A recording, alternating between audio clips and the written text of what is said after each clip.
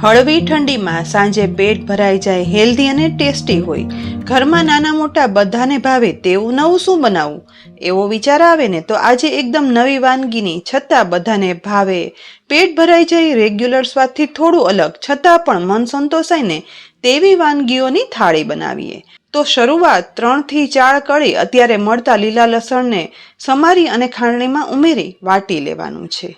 બહુ વધારે ના વાટતા અધકચરું આ લીલું લસણ વટાઈ જાય ને એટલે આ સમયે કથરોટમાં 1 કપ બાજરીનો લોટ લઈશું. સાથે તેમાં ફક્ત બાઇન્ડિંગ પૂરતો એટલે કે અડધો કપ ઘઉંનો લોટ ઉમેરવાનો. હવે તેમાં વાટેલું લીલું લસણ છે ને તે ઉમેરી દઈએ. સાથે સ્વાદ મુજબ 3/4 ટીસ્પૂન મીઠું, 1/4 ટીસ્પૂન હળદર પાવડર, 1/4 ટીસ્પૂન હિંગ અને સ્વાદ પ્રમાણે મરી પાવડર જે લગભગ અડધી ટીસ્પૂન જેટલો ઉમેરશું. 1 ટીસ્પૂન તેલ ઉમેરી બધું હાથ વડે મિક્સ કરી લેવાનું. પછી 1 કપ પાણી લઈએ. જોઈએ ને એ પ્રમાણે પાણી ઉમેરતા જઈ મીડિયમ કઠણ લોટ બાંધવાનો છે. અહીં બાજરી અને લીલું લસણ ઉમેરેલા હોવાથી આ લોટમાં એકી સાથે પાણી ના ઉમેરતા જોઈએ એ પ્રમાણે ઉમેરતા જઈ અને બહુ સોફ્ટ પણ નહીં, બહુ કઠણ પણ નહીં તેવો લોટ બાંધી તૈયાર કરવાનો છે. આજે આપણે નવા બાજરી લીલા લસણના થેપલા બનાવીએ છીએ.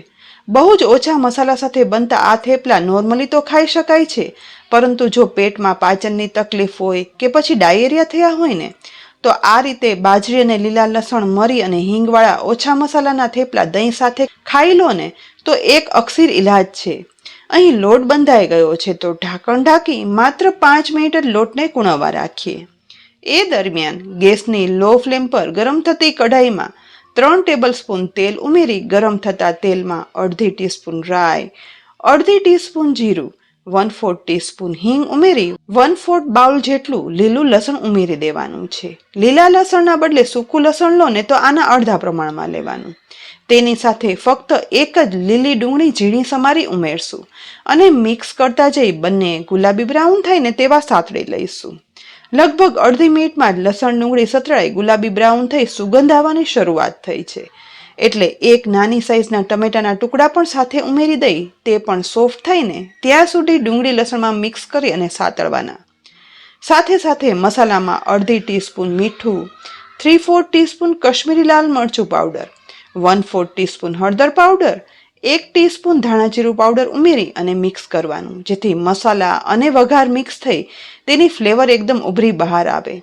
તુરંત જ તેલ ફૂટેલા વઘારમાં અહીં મેં લીલી મેથીની ભાજી 100 ગ્રામ જેટલી ફોલી અને સમારી પાણીથી ધોઈ અને રાખી છે તો તે ઉમેરી દેવાની છે. જોઈને તમને એમ થશે કે આ તો મેથીનું શાક બનાવ્યું, પરંતુ ના, આગળ તો જોજો. આજે આપણે મેથીનું શાક એક નવી જ વસ્તુ ઉમેરી એકદમ સરસ અને બાજરાના થેપલા સાથે ખાવાની મજા આવે જાય તેવું અલગ જ પ્રકારનું શાક બનાવવાના છીએ. વઘારમાં મેથી મિક્સ થઈ જાય ને એટલે અડધો કપ પાણી ઉમેરશું. હવે કઢાઈનું ઢાંકણ ઢાંકી મેથીના શાકને ચડવા દઈએ.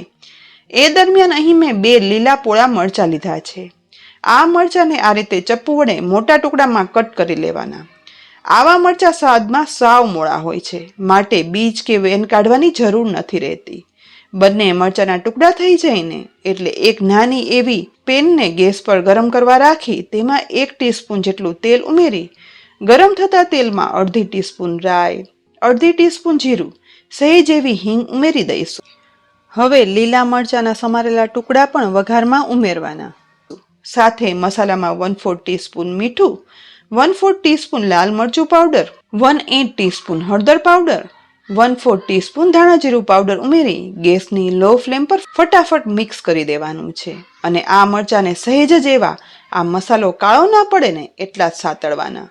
અડધો મિનિટ સાતળતા મસાલા સાથે મરચાંની પણ સુગંધ આવવા લાગે ને આ સમયે ઉપરથી 1 ટીસ્પૂન બેસન વઘારેલા મરચાંમાં ભભરાવી દેવાનો અને ફરી સહેજ જેવું મિક્સ કરી લેવાનું, જેથી બેસન મસાલા મરચાં સાથે ભળી મરચાં ઉપર એક કોટિંગ કરી લે.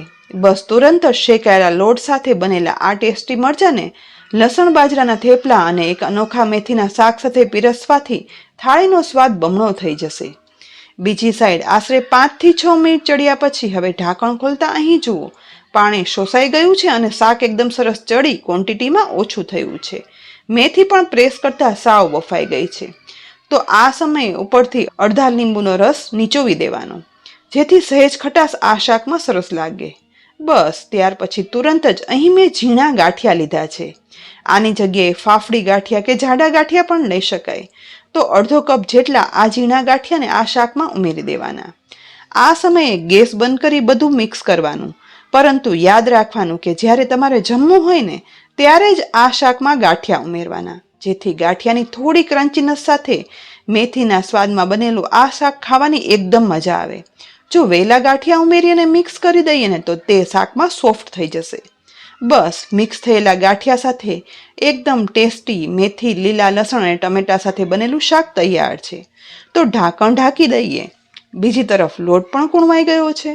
તો કૂણવાયેલા લોટનું ઢાંકણ ખોલી મીડિયમ સાઇઝના થેપલા વણી શકાય ને તેવા લુવા બનાવી લેવાના.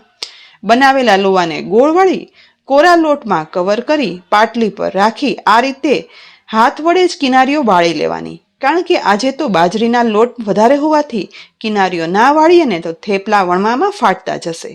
બસ હવે એકદમ હળવે હાથે થેપલું વણી અને તૈયાર કરી લેવાનું.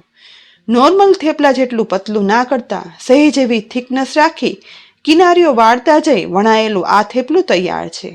બીજી સાઈડ ગેસની મીડિયમ ફ્લેમ પર ગરમ થતા તવા પર થેપલું શેકાવા માટે ઉમેરી દઈએ.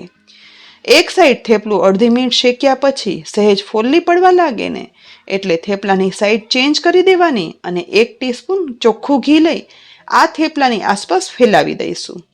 બાજરી અને લીલા લસણના આ થેપલા તેલ કરતાં ઘીમાં બનાવીએ ને તો તેનો સ્વાદ બહુ જ સરસ લાગે છે. હવે ઘીને ફેલાવતા જઈ અને બંને સાઈડ ચેન્જ કરતા જઈ ગેસની મીડિયમ ટુ લો ફ્લેમ પર ગોલ્ડન બ્રાઉન થાય ને તેવું થેપલું શેકી લેવાનું છે. 2 જ મિનિટમાં ગોલ્ડન બ્રાઉન કલર સાથે 2 પડવાળું ઘીમાં શેકેલું માઇલ્ડ લીલા લસણની અને ઘીની સુગંધ સાથે બનાવેલું બાજરીનું થેપલું તૈયાર છે. તો ગેસ પરથી ઉતારી એક ડીશમાં કાઢી લેવાનું છે. બીજા થેપલા બનાવ્યા પછી સાંજની થાળીમાં થોડું અવનવું એવું લીલા લસણ, લીલી ડુંગળી અને ટમેટા સાથે વઘારેલું મેથી અને ગાંઠિયાનું શાક પીરસી લઈએ. સાથે બેસન સ્પ્રિંકલ કરી બનાવેલા વઘારેલા લીલા મરચાં પીરસીએ અને તેની સાથે જ ઘીમાં શેકાયેલા બાજરી લીલા લસણના મરીવાળા આ થેપલા પીરસી એટલે સાંજે જમવાની ઘરમાં નાના મોટા બધાને મજા આવી જાય. પચવામાં પણ હળવું અને થોડા નવા સ્વાદ સાથે રેગ્યુલર થેપલા કરતાં અલગ આ થાળી ઠંડી જાય ને એ પહેલાં જરૂરથી બનાવી લેજો. અને બનાવ્યા પછી કહેજો કે આ થાળીની દરેક રેસીપી તમને કેવી લાગી. રેસીપી ઉપયોગી લાગી હોય ને તો લાઈક કરી અને શેર કરજો. સાથે જ અમારી યુટ્યુબ ચેનલ સબસ્ક્રાઈબ કરી અમારા ફેસબુક પેજને લાઈક કરી અને ફોલો કરી લેજો, જેથી આવા અનેક ઉપયોગી રેસીપીના અપડેટ્સ તમને તુરંત જ મળે. આવતીકાલે ફરી મળશું નવી રેસીપી સાથે. ત્યાં સુધી આવજો.